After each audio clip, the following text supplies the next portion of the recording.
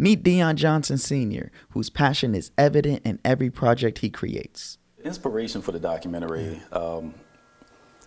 it kind of stems from, just my own personal story with literacy. We sit down with the award-winning owner of J Media Group. Next.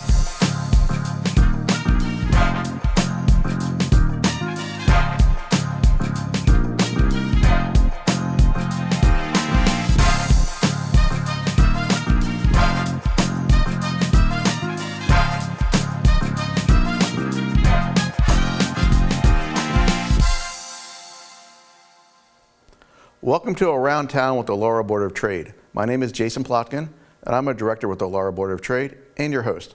I'm also the CEO and managing attorney of the Pinder Plotkin Legal Team located here in Laurel, Maryland. We're a personal injury law firm that handles auto accidents, truck accidents, dog bites, and workers' compensation claims. As a survivor of 2 serious collisions, documented in my book, Crash Course to Recovery and Beyond, I've stood in the shoes of my clients, had my life flash before my eyes, suffered through surgery, and faced the unknown of recovery. Additionally, I'm the founder of GoBotics.ai, which provides AI services to small and medium businesses. We specialize in AI employees to handle client intake and AI voice receptionists.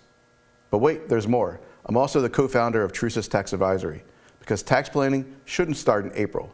It should be year-round for business owners or those with 1099 income. Proper planning creates that extra income you can use for the vacation you've always dreamed of. And now, joining us is Dion Johnson, the owner of J Media Group, the family-owned media powerhouse in Laurel, Maryland, helping clients with everything from video production to publishing since the early 2010s. Congratulations on your documentary, Forever Free, and the Literacy Playbook, winning Best in Fest at the DC Independent Film Festival. What an achievement. Thank you for coming here today. Thank you, sir. It's a pleasure to be here. So what inspired the documentary? Great question. Oh man, right out the gate. Yeah, it's the news everybody wants. Best in Fest. We're here. Right. Well, the inspiration for the documentary, it kind of stems from, just my own personal story with literacy. Not being illiterate, but literacy's always been like a big part of my life. But I got to be honest, the beginning of this documentary was not just my idea. So there's a nonprofit organization here in Laurel. They're called The Better Place. Okay. And we've worked with them a lot over the years. Various different literacy events. We've done published books for them. Graphic design services. So we've done a lot of stuff, and they do a lot of stuff in the community, and we work with them. So once they realized that we did video, we did film. And they had the idea to do a literacy documentary. So they approached me and they said, listen, we want to do this literacy documentary. They were originally thinking about 15, 20 minutes. And the only thing they brought to me was, okay, we want to impress upon people the importance of literacy. And we do want to include some historical figures. So that, they had mentioned Frederick Douglass and Maya Angelou and Dr. Ben Carson, he was a big inspiration for it as well. So it was a no-brainer for me, because again, literacy has always been a huge deal for me. And so I took it on and I started kind of doing the research, and then I just started thinking. I started thinking back to, when I was a kid, and I remember seeing the riff. The reading is fundamental commercials. And, I remember that. That was a long time ago. Yeah. I might be dating myself. We are dating ourselves. But the gray dates ourselves a little bit too, right? Yeah. There's no fighting it at this point, right? So lean into it. Yeah, pretty much. Yeah. So I remember the riff. I remember Schoolhouse Rock. The conjunction, junction. What's your function? And, I'm just a bill. All of that stuff, right? I remember being. Even before being young, like one of my earliest memories is when I was 4 years old, and we had just started like reading books in like whatever preschool, and to me then it was a thing. It was probably a small book with huge words, but to me it was pretty big. Good pictures, right? Yeah, a lot of big pictures, right? But I remember they gave us a week to read them, but I always wanted to finish the book. So I would that first night. So I used to hide under the bed so my mother wouldn't make me go to bed. Sound like my youngest daughter. All right, your kids? Oh, yeah. But it's good, though. Yeah. Because, it instills, because my mother always instilled education and literacy. So, it was important to me that I wanted to get this thing done. So literacy was always a big deal. And coming up, this literacy has been a huge deal. So when they approached me, of course. So I started doing kind of research, and the more I researched and then the more I thought about it, I'm realizing, okay, we're in the midst of a literacy crisis in this country. And when you do the research, and I remember hearing about this literacy crisis a long time ago when I was younger. I remember hearing the importance of literacy. And you do the research and you see how far back we've been talking about the same thing.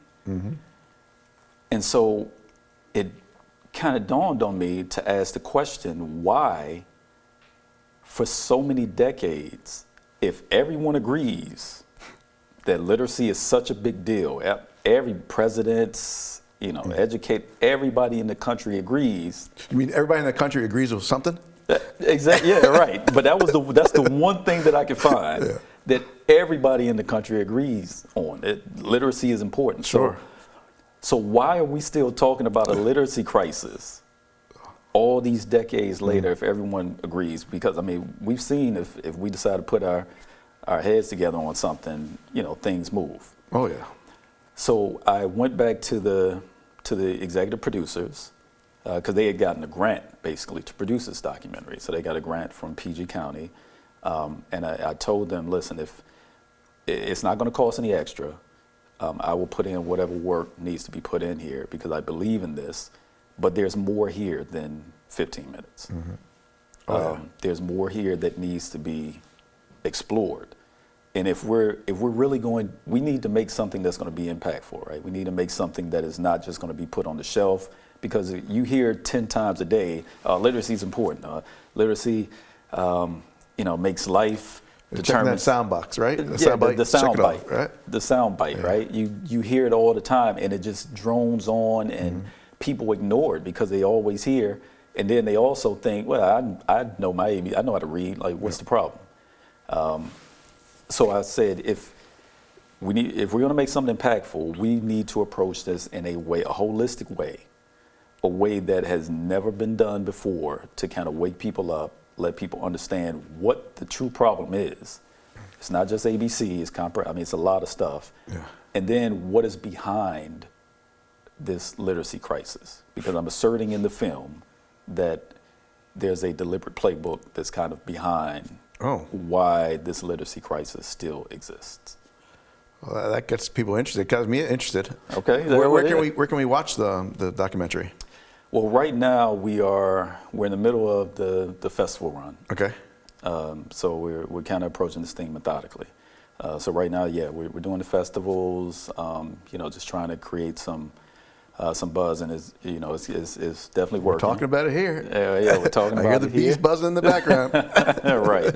And like you said, we screened. The first screening was the DC Independent Film Festival. It was screened on February 14th. Okay. Which in and of itself was a special date. Number one, we got selected, and I definitely appreciate the DC Independent Film Festival for being one of the first to recognize the importance of this film. So they brought us in, and they selected us to screen on the 100th anniversary of Black History Month. And this is critical because the film, it is about literacy for everyone, right? This is impactful for everyone, but we do kind of focus in on how literacy has been treated, specifically in the African American community, particularly from the onset of this country, through today. So the fact that we were selected to screen on the 100th anniversary of Black History Month was the workings of the universe. A great symbolism, yeah. Beyond that, we were selected to screen on February 14th. That's significant because February 14th is the recognized birth date of Frederick Douglass. And Frederick Douglass's story is rooted in literacy and how it catapulted him from slavery to freedom. And as a matter of fact, the name of the film is partly from a quote by Frederick Douglass, because the name of the film is Forever Free and the Illiteracy Playbook, and that is partly based on his quote that says, once you learn to read, you will be forever free. Ah. So the fact that we were chosen to screen on the 100th anniversary of Black History Month on Frederick Douglass's birthday, we could not have planned that any better. So that was... And then take home the best in Fest. And then we got the best of Fest. And we screened to a sold out audience. We were the only sold out audience in that festival this year. So they opened up a second screening the next day just to give everybody a chance to see it. Oh, and, that's amazing. Yeah, and then we brought home the best of Fest, man. I was over the moon. I was really excited. Congratulations. And, yeah, thank you. And you brought up something that really caught my attention, because you talked about how the grant was only a limited portion of this. And I always tell everybody, it's good to give money, but giving your time is more important. That's more impactful. It makes a more lasting difference when you actually show up, and don't just put your brand on something, but put your time and attention to it. Yes. And that's powerful stuff. That's what helps bring it all together. Yeah, so, 100%. Great job. I mean, that's, for me, especially at this stage, of my life, like I like investing in things that I believe in. That's critical to me. So, like I said, when this documentary dropped in my lap, like I fully believed in this, so I was willing to invest whatever needed to be invested to get this story told. Now, so I imagine we can follow you on social media to find out more about when the film is actually more readily available for everybody? Yes. Instagram is probably a good place.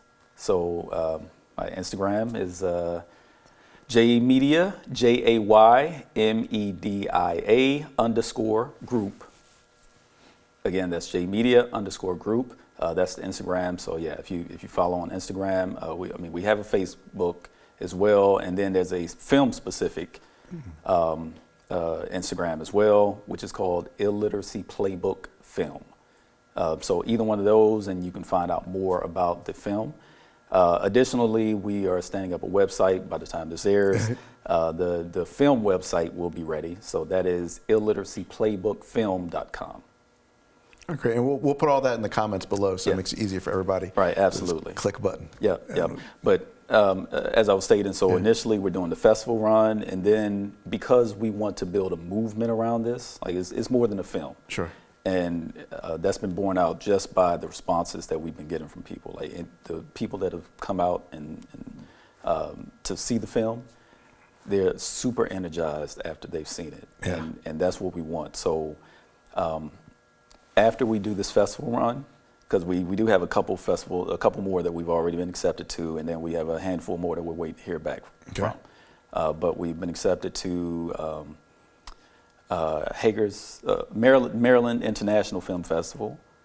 That is later this month, and then also Cleveland International Film Festival, which I'm really excited about that one as well. Don't get me wrong, the hometown ones are good. Yeah. But now we're starting to branch out more nationally. Sure. And Cleveland is huge. Like they have, maybe mid-sized to large. But they have like 50 to 100,000 people that go to that festival. So looking forward to that one. That one's in April. After we finish with the festival run, we're going to do a broadcast premiere on Laurel TV. Mid-June. Perfect. Yeah. Look at that. Yeah, we've already talked about it. So they've given a green light. So we're going to do that. Just one or two showings. Sure. But do want to honor Laurel that way. And then we've got the Greenbelt premiere, Greenbelt red carpet premiere. Ooh. So we are locking in that date, the Greenbelt red carpet premiere on June 21st at the Greenbelt Theater. So we're getting that locked in as we speak. So please come out and see that. We're going to try to have a discussion forum out there. It's going to be a red carpet event. It's going to be a good time. Will be sponsorships available if anybody wants to help out? Yes. Okay. Yes, 100%. 100%. So we're going to do that, and then following that red carpet premiere, now we're going to move into like the community screenings and the educational licensing. because that is like we want to get communities connected and energized and talking. So that is the goal. Next year, probably going to look to get it on streaming, so people can then see it on streaming. But first, it's all about the community screenings, educational licensing, getting people together, kids together, all of that. Well, that's exciting. Oh yeah. I look forward to seeing it grow in that red carpet. Yes, come out. I'll be looking for you. Yeah, you're right. That's not. What is that? Velvet? Yeah, that's it. Balloon. Yeah, that's a good callback. Yeah. So the documentary kind of was inspired through your work in Laurel. Has the city of Laurel played any other role in any other projects you have? Yeah. Yeah. 100%. Because the way I operate, I'm kind of inside out. So it starts with the family, then the community, and then you branch out beyond that. So I'm all about local.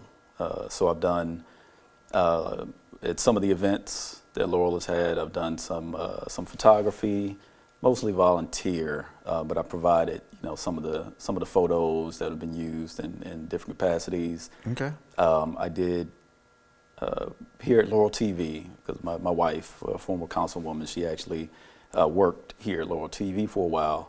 So I produced her first show here on Laurel TV, which was called Service in Action. So yeah, you want to go check it out. It's still on Laurel TV right now, the website, YouTube.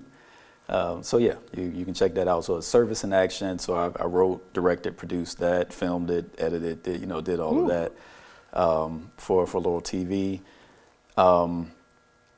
I do stock photography as well. So I have some photos, a lot of photos on iStock.com, and I have a Laurel section. Out there. That's where all those good Laurel photos come from. Right? Yeah, exactly. Because I want to make sure Laurel is on the map. Yeah, I'm sure that's good.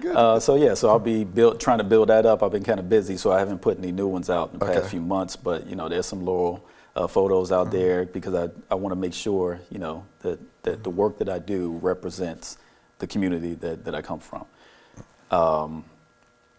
I was a volunteer coach for about a decade. What sport? Multiple, mainly soccer. Okay. That was the big one, but I did football for a season. I did basketball for maybe 2 or 3 seasons, but throughout that run, it was all about soccer. Yeah. My son was really good. My daughter did soccer as well. She moved on and just wanted to focus on dance, so she left me early. But I had 1 year of soccer before my daughter left it. And my oldest daughter, she wouldn't even let me. I was allowed to go to the games, but every time they asked for volunteers, she gave me that look. Right. She was like, no. It's going to cost you. Don't raise your hand, Dad. Don't raise your hand. You're right. So did your daughter leave you for dance? She let me swimming, and Girl Scouts, and a couple other things. Gymnastics? Yeah. Gymnastics, too, yeah. That's in Laurel. Yep, gymnastics in Laurel. So but they keep them busy. It's good to keep the kids busy. Yeah, keep it's a lot of great stuff. Behind screens, away from screens as much as possible, because the school gives them computers, and they're just so focused on the screens these days. It's hard to keep them out there. Yeah. No, that's big. So what I did, tying that back to kind of the media work while I was there, a few different things. Like I used to do, I brought in a guy, a friend of mine actually used to do a lot of video for me, Lawrence Ferguson. Okay. Who was also one of the first people that believed in the company. He and his wife, Trina Ferguson, one of the first people to believe in J Media as a company. Yeah. Because the first book that we published was our own kids' book, which I can talk about that in a minute. Oh, yeah, if you like. But after that, when we were like, okay, we can do this for other people, and that's kind of how the company formed. And they were the first people that said, okay, we believe in you. And Trina Ferguson, she wrote a book, and that was the first book outside of our own, kids' book that we published through J Media's company.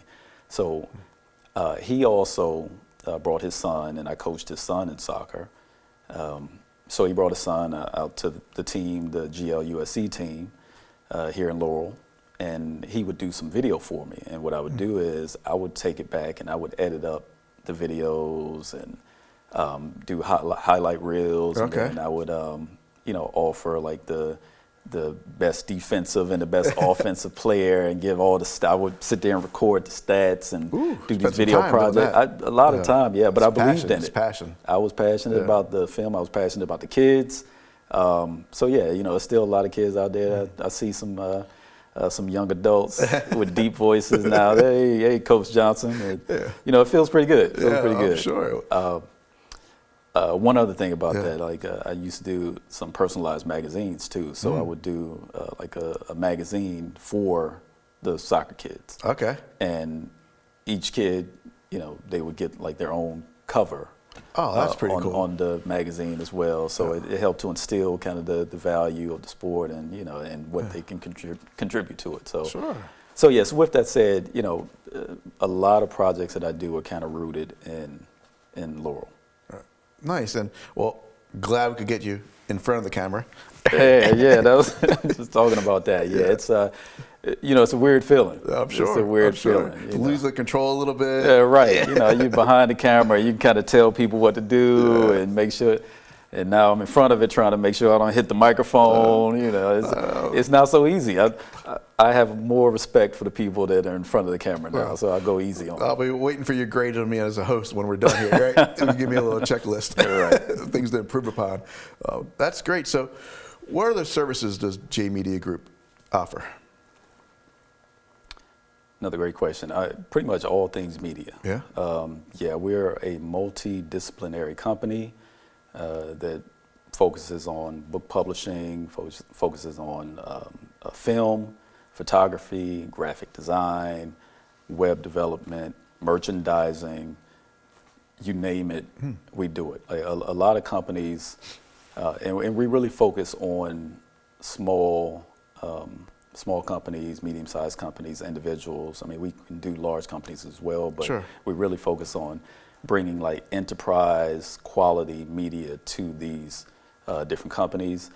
And for a lot of them, we kind of serve as their media arm, kind of the outsourced media arm. So, you know, they need business cards, we design the business cards, order those business cards for them. They need some new business cards. When they run out, they hit us up. And we place the order for them and have it shipped. So, you know, yeah, we do a lot of pretty much all things media. That's a great way to put it, as our media arm, because in this day and age, there's a lot of small business, small and medium businesses. We need these like fractional HR, fractional CFOs, because we're not quite in the point where we need a full-time person, or we can't afford a full-time person, but we need somebody with that expertise to come in and just step into that role. And it sounds like you're really helping a lot of businesses out with that. Yeah, we are. So you've worked with a lot of businesses, you've done a lot of videos. Can you share like a kind of fun behind-the-scenes story from a project you worked on? Wow. Trying to think of a fun. Oh, well, I remember getting the service in action that I mentioned. Wherever possible, you know, I'll try to get. I always try to get my kids involved too, because I wanted it, to me, and it was about family and keeping family close. So I would bring my kids onto the shoot, and you know, sometimes they would kind of help with some of the behind the scenes stuff. So yeah, we had a good time, because I remember this one time I think we went out to. Man, I am blanking on. Bernadette's house. Okay. I think it was Bernadette's house. It's an organization here in Laurel. So we went out and did a shoot covering what service they offer. Brought my kids out, and then there was a scene where we had this beach ball, and we had to throw like this beach ball, and like my wife, she was supposed to look into the camera and throw the ball, and you know, if it hit the camera, and then you know, it would kind of shake everything up a little bit. Yeah, shake and fade to the next scene. So it would go to black when the ball hit, and then it would go to the next scene. So that was pandemonium, because you know, you can never quite get the ball quite right at first, you know, so it was like hitting me in the head, and you know, the kids are just having to becomes comical, right? Oh yeah, it was a good time. It was comical. So I remember that was a fun time. Okay. There was another project that I worked. There was a lady who I've collaborated with on a few projects. Her name is Jamise Cockrell. Okay. She actually was a cam op as well on the literacy documentary. So I like to work with people that I kind of trust and know. So we worked together on a few projects. So she had a project that she was putting together. It was called Mindset, and it was a short visualization, music visualization film. And it was actually the first film that I had premiered like in a theater. Okay. It was a few years ago, and it was like a 20 minute short. So I was the assistant director on that one, assistant director of photography, and I did a lot of the filming and editing on that as well. Well, all the editing, a good portion of the filming. So it was a long shoot. Yeah. It was a long shoot that day. I'm trying to remember how many hours. All I know is we started in the morning, and then it was dark by the time we got done. I wasn't fully hydrated. Yeah. And so those later hours, like we were running out of time on the rented place that we had. So we had to finish the shoot. So there was no time to stop, but my hands were cramping up. Oof. Because I wasn't hydrated. Yeah. And so, my son was working on that as well as a cam op. So I brought him in, we were working together, and, I'm telling, because he's working a different camera, I think, at the time. And so I'm working this camera that I'm moving with this heavy, kind of a heavy rig. And I'm looking over, and my hands are kind of drawn up, and I'm like, I don't know if I can. He's like, come on, Dad, you can do it, you can do it. Talking you up. Yeah, he was talking me up, and I did not think I was going to make it, but we made it through, though. Yeah. We made it through, but I just remember that because I had to fight through my hands cramping up on me trying to get those final shots to get this thing out. So yeah, some interesting behind the scenes stories. You showed him you got to work through that stuff. Yeah. I always call it we're making memories. Yeah, right. Whenever some adversity in the family life, we're making memories. Making memories. I'm going to have to use it. We're going to remember these things one day. And I always tell my teams when I'm mentoring them, when something happens, and I'm like, well, guess what? Now we have a story.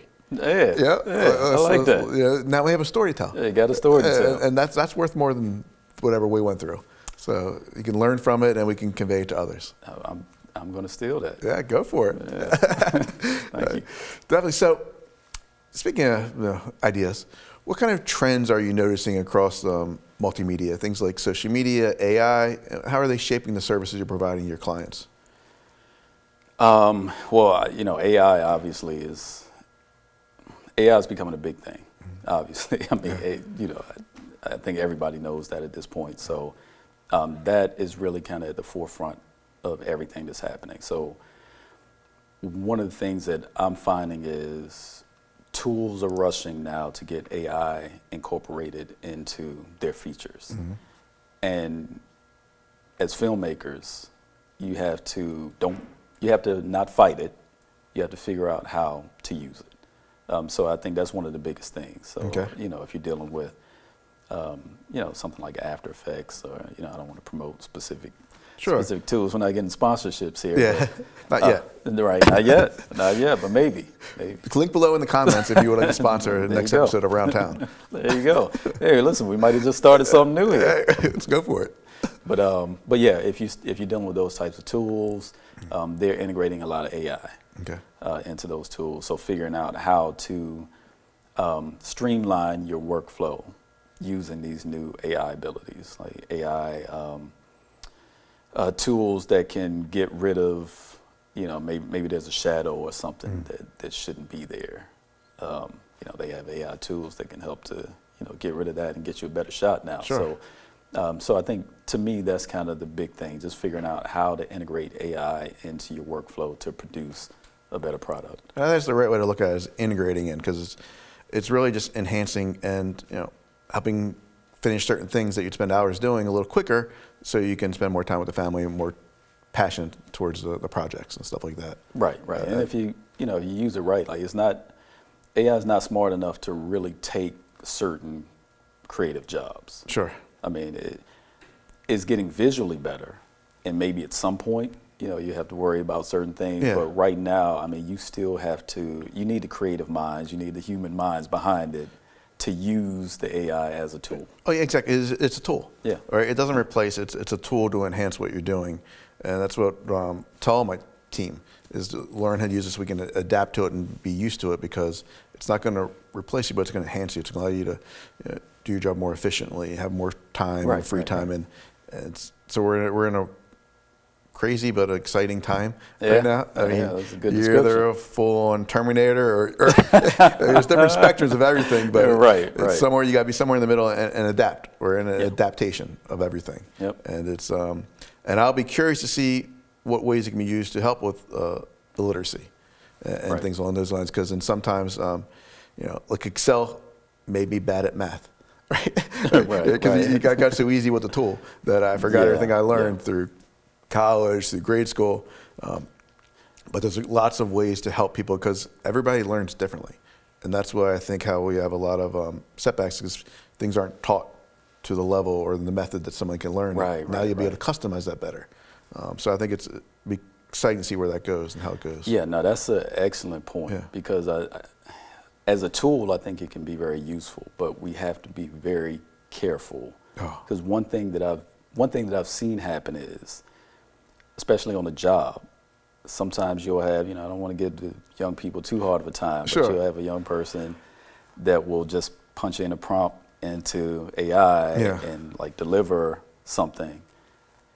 And it's fine to use AI, but people need to understand, okay, you still need certain literacy skills, you still need certain comprehension, enough comprehension to be able to go in, look at whatever AI produced for you, and modify it appropriately to fit the needs of whatever it is you have. Like you can't just take AI and just hand it over, because AI, number one, is going to make mistakes. AI doesn't fully understand like your problem space, or the context of what's happening. So you need people to be literate enough to be able to use it, but then still get in and change it the way it needs to be changed. So it can be a powerful tool, but it can be dangerous for literacy if people think that, okay, I no longer need these advanced critical thinking comprehension skills that literacy provides. Exactly, and you got to edit the results, right? Because you can tell. There's so many tells out there. It's like,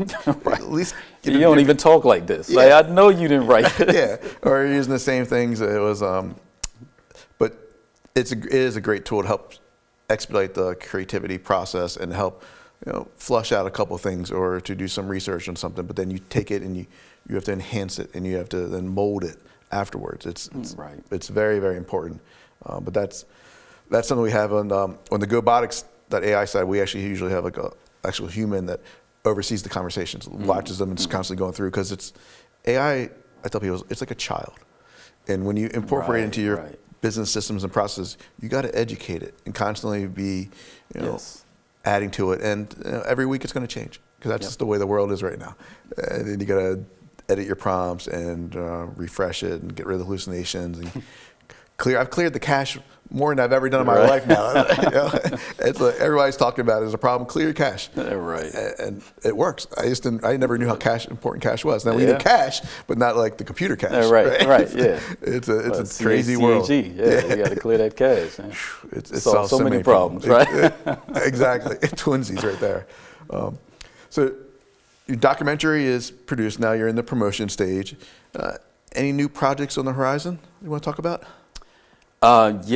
Sure. So, well, first, let me say again, with the documentary, that is kind of an evolving project. So continuing to move that into the next phase. So, the distribution of it is huge. So as stated, we have that Greenbelt premiere. So mark your calendars, June 21st.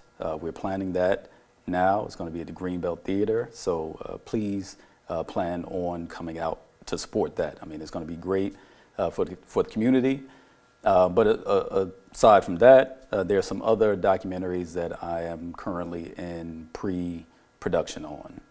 So not going to get into the specifics of all of them, but suffice it to say that one of them does deal with something that might require some scuba diving skills. Ooh.